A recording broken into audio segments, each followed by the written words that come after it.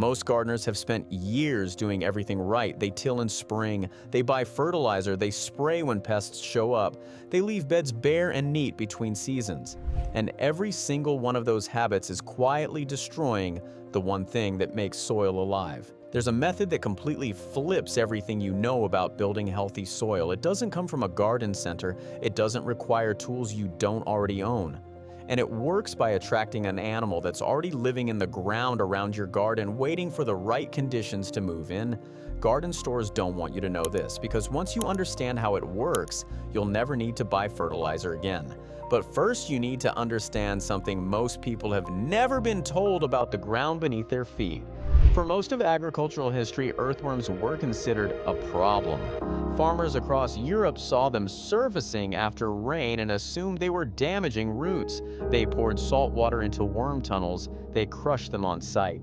The idea that a soft, eyeless creature could be doing anything useful underground was genuinely laughable. Then in 1789, a quiet English naturalist named Gilbert White published something almost nobody took seriously. He wrote that worms were actually beneficial, that their burrowing loosened soil, their waste fertilized it, and gardeners should stop killing them. Nobody listened. But one person read that book and kept thinking about it for the next 40 years. Charles Darwin was already famous before he ever published his findings on worms. Evolution, natural selection, the origin of species. These were the ideas the world associated with his name, and then in the final years of his life, he published one last book, not about evolution, about worms. He had been privately experimenting on them for decades. He kept colonies in his study. He played music for them to test if they could hear. He offered them different leaves to see which they preferred. He measured how much soil they moved in a single season. The book he eventually published argued something the scientific establishment considered absurd. Darwin said earthworms were among the most important animals in the history of the world, that without them agriculture would be completely impossible. Scientists laughed at him. Modern soil science has spent the last century proving he was right, because what researchers discovered about what happens inside a worm's body sounds less like biology and more like alchemy. When a worm moves through soil it's eating, it consumes organic debris and mineral particles, and inside its gut something remarkable happens. Enzymes break it down, beneficial microorganisms process it, and what comes out is called a casting.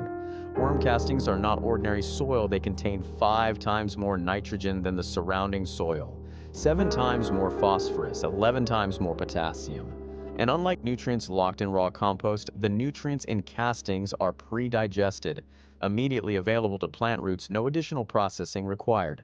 A single gram contains billions of beneficial microorganisms, bacteria, fungi, protozoa, and nematodes that keep cycling nutrients long after the worm has moved on.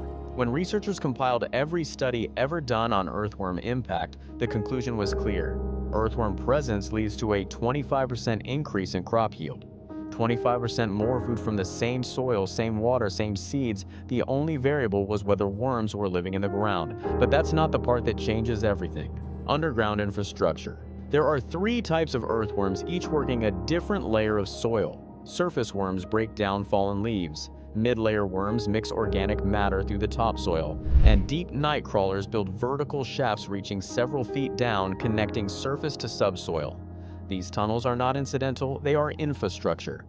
Earthworm burrows increase a soil's water absorption by up to 75%, allowing rainfall to soak in rather than run off, and protecting plants during dry periods. Tunnel walls are lined with castings and mucus that create nutrient-rich microhabitats where root tips actively seek to grow. And wherever worms thrive, the entire soil food web comes alive around them. The worms are the engineers. What they're really building is a complete underground ecosystem. Remove the worms and the whole system collapses. Attract the worms and everything else follows. Why your garden has none, this is the part most gardening books skip completely. Most modern gardening practices are specifically designed completely by accident to drive worms away or kill them outright. Tilling is the worst offender. Every pass destroys 3 things. It physically cuts worms in 2. A cut worm does not become 2 worms, it becomes a dead one. It collapses months of tunnel networks in minutes, and it exposes moist soil to sun and air, creating conditions worms immediately flee. Chemical fertilizers are the second problem. Synthetic nitrogen salts acidify soil over time and create osmotic stress directly on worm skin because earthworms breathe through their skin. Those concentrated salts act like salt on a slug, they dehydrate and die, pesticides compound the damage, even those not targeting worms kill them as collateral. Fungicides destroy microbial communities worms depend on for food. Herbicides remove the surface vegetation that feeds and shelters them. Then there's bare soil. Exposed dirt can exceed 130 degrees Fahrenheit on a summer afternoon. Worms need cool, moist conditions. Their bodies are 80% water. In bare soil that dries between waterings, the surface becomes uninhabitable. Here's a test you can run right now. Dig 1 cubic foot of garden soil 12 inches on each side. Count the worms. 10 or more means your soil biology is in reasonable shape. Fewer than 5 or none at all means conditions are actively hostile. Every one of these practices was adopted with good intentions. Every result is devastating. The worm magnet method is not about buying worms. Purchased worms released into hostile soil either die within weeks or migrate away at night, moving toward a neighbor's mulch pile where conditions are better. You've spent money on worms that are now building someone else's soil. The problem was never a shortage of worms. They're already nearby under leaf piles, along fence lines, in the compost heap. They're just not in your garden bed because your garden bed is an environment they cannot survive in. The method works by changing the conditions so dramatically that worms migrate in on their own. You're not importing workers. You're building a habitat so attractive they show up voluntarily, stay permanently, and multiply. Step 1. The cardboard layer. Take plain brown corrugated cardboard, remove any tape or glossy labels, and lay it flat over your worst soil. Overlap edges 4 to 6 inches so weeds can't push through. Soak it thoroughly. This blocks weeds without chemicals, traps moisture to create the dark, damp environment worms need, and as it decomposes, becomes food. Earthworms are biologically drawn to decomposing cellulose. The carbon-rich fibers function like a signal fire. Worms will migrate toward it from 30 feet or more, drawn by chemical signals that decomposing plant fiber releases into the ground. Step 2. The mulch blanket. Spread 4 to 6 inches of organic mulch, straw, shredded leaves, wood chips on top of the cardboard. It insulates from temperature extremes, retains moisture, and provides a continuous supply of organic matter.